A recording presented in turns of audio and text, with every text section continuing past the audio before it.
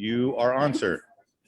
Good afternoon. Happy Friday. I got caught without my mask, but one of the things we want to talk about is the new mask announcement that came out of the CDC and also the governor's office today, and more updates on COVID. Here to discuss it with us is our regular Dr. Fauci of Santa Fe, Dr. Wendy Johnson. Dr. Johnson, nice to see you. Nice to be here. Let's start off with a quick update on where we are with vaccination rates in Santa Fe County, the state.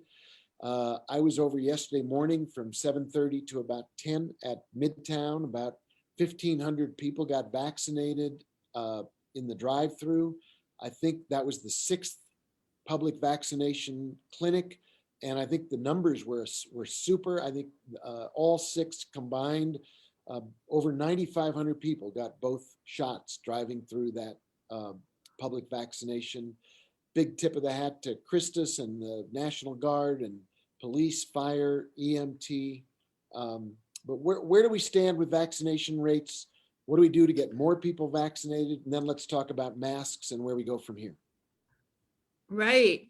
Well, I heard this week, and I'm just looking on the site right now, that Santa Fe is in the top 10 counties in the country, in the nation, for our high percent of residents vaccinated. We have 70, almost 71% with at least one shot. We have 56%, over half, and that's probably underestimating because a lot of Santa Feans, we all know, went to Texas or Colorado and got their shots early on. So, we're probably even higher than that. So we're getting fairly close. If all those people who got one shot follow up, please get your second shot. Super easy to do that now. We're getting pretty close to herd immunity. And we could be there within, by June 30th, by the time that the mayor wants to reopen, we could be there easily for our county. The state is still way up high, not number one anymore, but pretty close. And so we're doing awesome on vaccinations. A couple of things the CDC recently said is that it used to be that you couldn't have another shot within 14 days of getting a COVID shot. So if you got any other kind of tetanus shot or a flu shot or anything like that, you had to wait. And now that's not true anymore. You can get a flu shot or a tetanus shot or a shingles shot, and you can still get your COVID shot as well. So that's another tiny barrier, but still a little barrier that got taken down. I think, Doctor? And then the younger people, that was that's the big thing. Last time I looked, there were already 8,000 younger people registered on the Department of Health website. So you can go and register. You can probably go and self-schedule.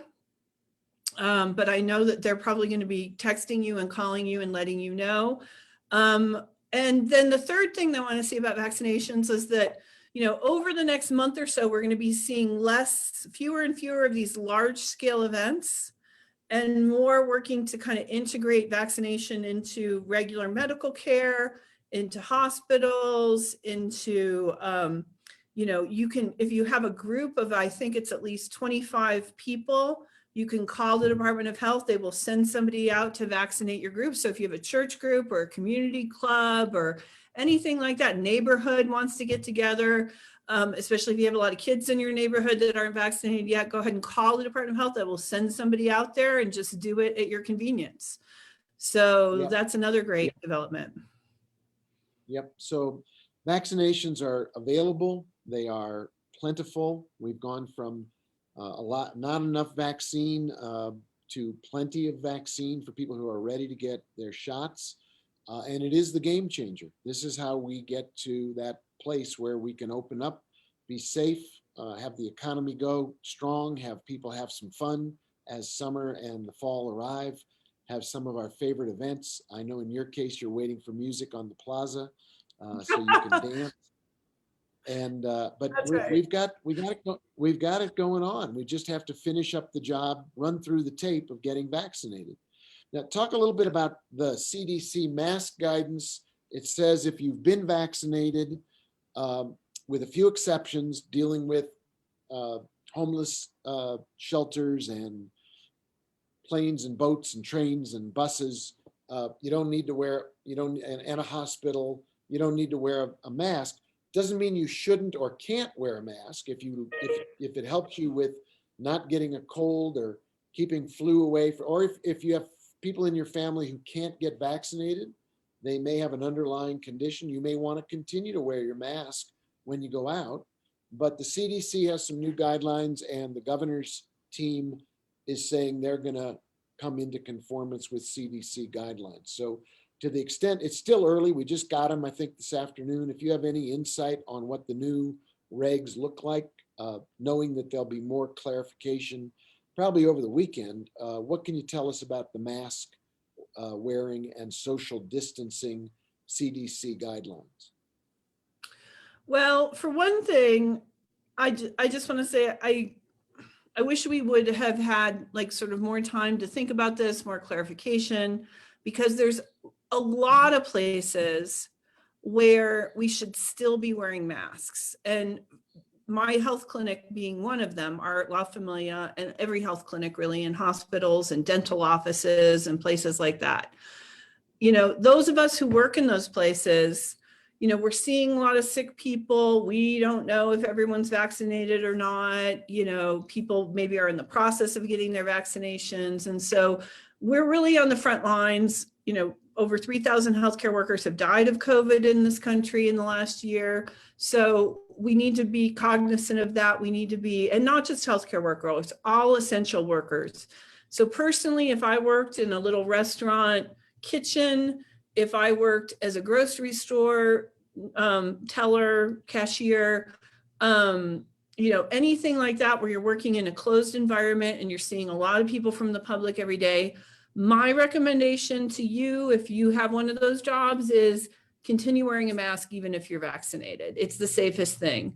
And I am going to, out of respect for those essential workers, continue wearing a mask right now until our cases get down to almost zero. The good news about all that is I have already stopped, according to, and I do enjoy not wearing a mask when I'm outside. So I won't, I'll continue doing that. And, but if I go inside a closed space, I'm going to probably, keep wearing a mask at least for a while. There is some concerning modeling from the big modeling, institutions that are out there. And all of them have said the same thing, that we could have another kind of mini surge in late May, early June. And so I really want to see our cases go down to, like I say, under 5 a day for a sustained period for, 2 to 4 weeks before I'm going to really feel comfortable not wearing a mask indoors. And it's not a risk for me. If I run in and out of a grocery store, my risk is minimal. But what I'm concerned about is the essential workers. The other group is the group that can't get vaccinated yet, and that's the under 12-year-olds. So people at school, the workers at school, or if you do have kids, or, if you have family that has kids, being around those kids, and if you have other vulnerable older people, remember the vaccines are not 100%. They're close to 100%. But, there still have been people who got vaccines, it's rare, that get severe disease. And, there's still a certain number of us, even when we get the vaccine, we don't mount an immune response for whatever reason. And you don't know who you are if you're one of those people. So I feel like I'm going to continue to wear a mask. I feel like if I see an establishment that has a sign on the door that says, please wear a mask, even though it's, not required anymore by the CDC, I'm going to respect that. And I'm going to really urge folks in Santa Fe to, let's keep up this great spirit we've had through the whole pandemic, this great community spirit. I think we've been one of the best places in the whole world to ride out this pandemic because of the people of Santa Fe, because we have been so conscientious and cared for each other so much. So let's keep that going. Let's keep that going. And let's try to respect our essential workers and their health and safety, and respect if an establishment asks you to wear a mask, let's keep doing it. And let's tell all those Texans and Coloradans and Californians that are visiting that that's the way we do things around here. So. All right. I'm going to leave it there, Dr. Johnson. I can't improve on that advice. That's fantastic. I will see you next week. We'll see where we are with vaccinations. We'll Okay. see where we are with masks, and have a great weekend. See you next time. Thank you. Okay, thanks very much. You too. And let's, all right, bye-bye. Bye-bye for now. Let's bring in our other guests for today. We've got our public health and safety team, Director Kira Choa from the Santa Fe Fire Department, Phil Martinez from the Santa Fe Police Department, Andrew Padilla.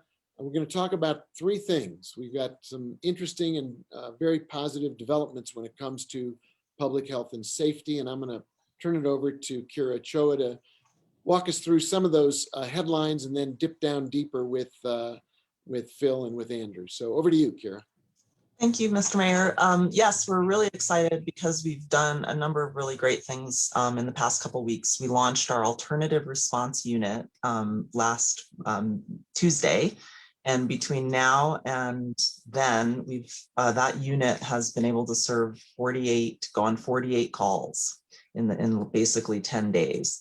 And what the unit is intended to do is really to meet people who are in crisis in the field, who are having a behavioral health crisis, by which we mean a mental health crisis or something to do with substance use, on nonviolent calls, and work with them to get them connected to services, to also reduce the pressure on our public safety workforce. For police, this can free them up to go to more emergent calls, and also for fire. So it's been a really exciting thing. The team is well trained. They're working well together. There's a police officer, there's a EMS captain who's a paramedic, and there's a case manager on the alternative response unit.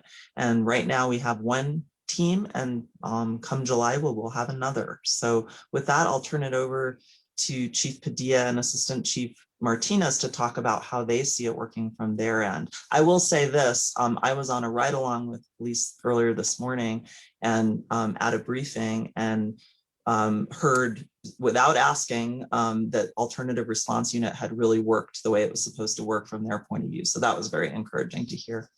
Chief Padilla, do you have anything to add? Yes, thank you. Yeah, I've spoken to the deputy chiefs and the captains regarding the ARU and the response and the collaboration with the fire department, and everything seems to be running smooth. They're obviously going to work through any little minor glitches that they may have, either on reporting, getting out there and responding to the appropriate calls, but taking the time to interact with someone in need, whether it's a mental health crisis or someone that's just down on their luck. It's a welfare check. Maybe they're out there panhandling and they can't get around too well, or they're down on their luck, they're stranded in Santa Fe, or they're a local and they need help. Everything is lining up just right to get them connected to the appropriate services, whether they may want it right now, or as they reconnect with them in 1 week or 1 month from now, they're going to say, hey, look, yeah, this wasn't just a one-time stop that the team met with me at this intersection or on the side of the road or this parking lot. I think that re-engagement and connecting with them over and over and over them, I think giving them that appropriate nudge, if they're willing to take it, I think will be helpful all the way around for all appropriate city departments. And Assistant Chief Martinez, how did it work from the fire department end, and how are you all doing with it? Yes, ma'am, Mr. Mayor, Director Choa. So on our standpoint, it was kind of awesome to see that this unit worked exactly like was planned. We did have a call, and fire units were dispatched. The ARU unit came available, intercepted the call, and it worked out just right, like we wanted it to. The other units were able to go back in service for a more appropriate call for their response, and the AR unit took care of the person that was calling 911. So it did free up, I believe, Chief Padilla's personnel as well as ours. And I think the appropriate response was for the ARU unit. The other thing is we do notice that the ARU unit is applying their expertise, and we've had several that have gone to alternate places besides the hospital, which is where we're trying to get these people to the right facilities instead of revolving door to the hospital and back out to wherever they reside. But I believe it's working very well. Thank you. I can give you a little extra testimony. I was out at Midtown for the vaccination and stopped in to see the ARU team. And I got some great stories. I have to tell you, it's a great group of people. First of all, they're committed to what they're doing. They love being part of this unit. I heard a great story about a individual who was, as Chief Padilla said, down on his luck. He had gone on a drinking binge and was in real trouble. And rather than sending police officers only, we sent the alternative response unit. They treated him. They got him back to his apartment. He needed help getting into his apartment. They checked on him. They left information about how to get appropriate support if you have a problem with alcohol, and following up with him. It really is the right social touch rather than a law enforcement touch. And they were happy. Our team was happy. The apartment complex manager was happy. It really was a great example, a story of how this is supposed to work. So tip of the hat to everybody who is putting it together and making it work the right way. We also have some exciting news to announce regarding new officers on the force. We were at a wonderful graduation from the New Mexico Law Enforcement Academy on Wednesday, and we were able to welcome 6 new officers who were newly graduated from the academy. And Chief Padilla, would you like to say more about that? Yes, definitely. We're happy that they were able to successfully graduate the Law Enforcement Academy. These officers started with us probably over 9-10 months ago, and it was just that slow rollout due to the pandemic, that the delay in the academy and getting them prepared. We were happy that the 6 cadets entered the academy and they graduated, like I said, just this past Wednesday. So they're in various stages of their field training officer program or on-the-job training, but a majority of them will be able to hit the streets all on their own today and into tomorrow, while 1 or 2 of them may need a little additional training. Just they didn't get the full training curriculum prior to the Law Enforcement Academy, but it's a great relief to get more officers out and about into the streets as we see the increased call load as more and more people are getting out and about, seeing that little bit of light at the end of the tunnel as we come out of this pandemic. So it's a great relief to our patrol section. And as more people are getting out and about, we're also seeing a little more speeding, a little more loud noises. And so the police have recently completed an operation called Operation Quicksand, and Chief Padilla can tell you a little more about that. Yes, thank you. So we launched Operation Quicksand. This was to focus on that drag racing, loud vehicles, loud mufflers. So that operation ran from April 9th through May 7th. The main focuses were Cerritos Road, Airport Road, the plaza or downtown area. It ran in the evening hours from 7 p.m. to 2 a.m. And we dedicated 15 officers on their daily shifts to focus on this. And during that entire time frame, they issued out 140 citations, 30 verbal warnings.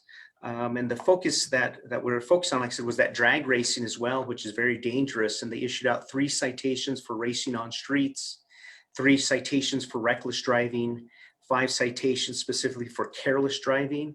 Unfortunately, even though we dedicated all these resources and during that over a month period, even those officers still weren't able to pull someone over for driving with a loud muffler. So it's one of those tough citations and calls, but we're still doing our best. And we encourage everyone to still continue to reach out to the police department and provide us with that information saying, hey, look, during this specific time of day or location, this is where we see the neighbor down the road revving his engine, or there's a group of individuals that meet at this time frame to drag race and race each other, so we can direct our resources appropriately to curb that drag racing and then focus on those loud mufflers.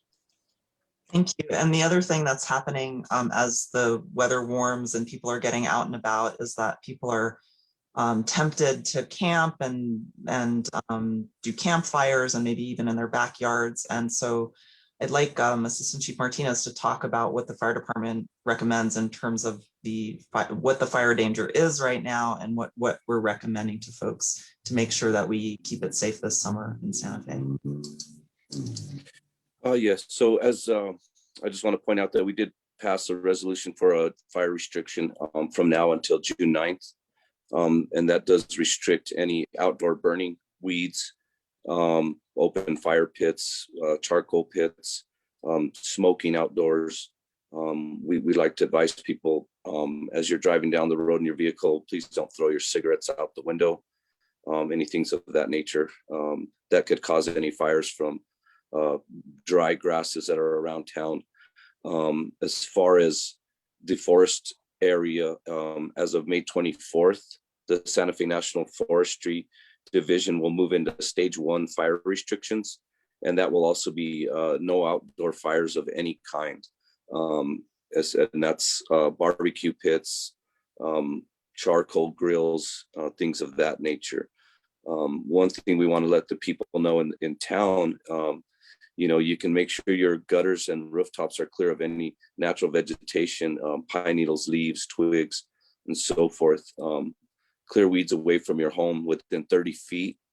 You'd like to limb your trees up no less than 4 feet from the ground. Try not to let the grass dry if you can. We'd advise to water at night. This helps with the relative humidity around the house and less evaporation of water. And we'd also like to advise people, if you see smoke in the area, report it as soon as possible. The sooner we can get crews out there, the sooner we can mitigate the situation. Thank you. And finally, we just wanted to mention that tomorrow is the National Day of the National Day of Remembrance for fallen officers. And something I really reflected on this morning as I rode around with our Santa Fe Police Department was it's a hard job, and it's a hard time to be a police officer. And I think it's important to keep our perspective as we look at how we want to reform public safety and how we want to do better.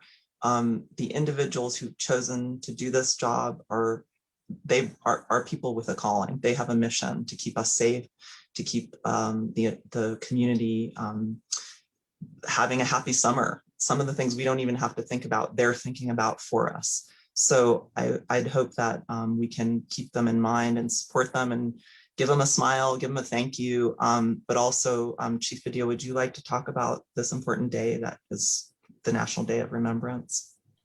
Yes, thank you. Yeah, it's a great day that we all got to remember that we can't take our own lives for granted. We come to work, but we could definitely lose our lives. And every officer and detective and patrol sergeant out there who is definitely out and about in the field and not doing an administrative role in an office similar to what I'm doing, but realizing that any moment that you could be called upon to a craziest moment in someone's life, whether they're down on the luck, whether they're committing a crime or a terrorist activity, and they're set in their mind what they're going to do, and their intent is to take someone's life, and they're not caring about their lives, whether you're an officer or not. And unfortunately, as we saw with New Mexico State Police Officer Darian Jarrett, just most recently passed away in the line of duty.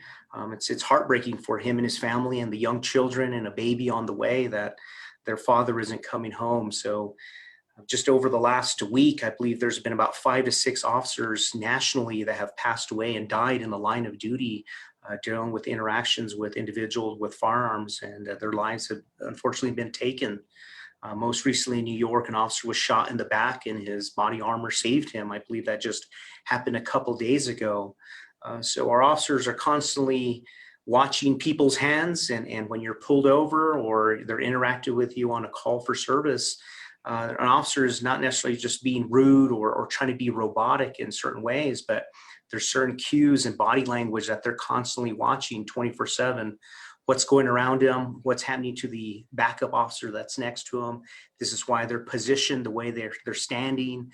This is why they're not standing in a doorway. They're not standing in a stairwell.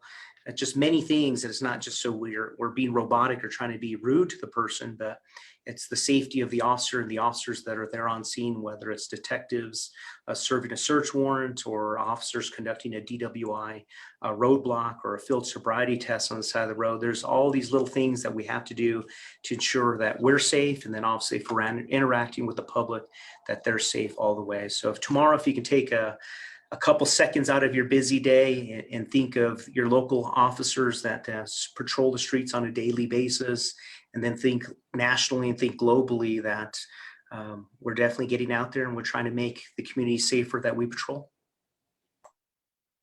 Thank you so much. And that's all from us at the Community Health and Safety Department, Mr. Mayor, unless you have more that you'd like us to talk about. That's great. You guys are terrific. I'm glad you could join today on the WebberCast. It's great to see all of you, and please keep up the good work. Stay safe. As Chief Padilla says, keep everybody safe. Say thank you to our officers, and also say thank you to the public who are giving our police and fire personnel respect, dignity, and appreciation. We're very grateful for all that you do, and for this new department that's pulling together these resources in new and creative ways to solve social issues and public health and safety issues. So thank you all. Appreciate you. Have a good and safe weekend. And that's going to wrap it up for today's webcast. I appreciate everybody watching and listening as we track what happens with COVID. Remember to wear your mask if you make you feel safer. Make sure you get your shots. They're a game changer. Getting that vaccination makes us all safer. Be sure to shop local. Keep your money where your home is and where your family is. Have a safe and wonderful weekend as Santa Fe reopens in beautiful weather. And I will see you next week. Till I see you, please take care of yourself, take care of your family, take care of our community. Together, we will all take care of the city we love, city of Santa Fe, and I will see you next week. Be well. Bye, everybody.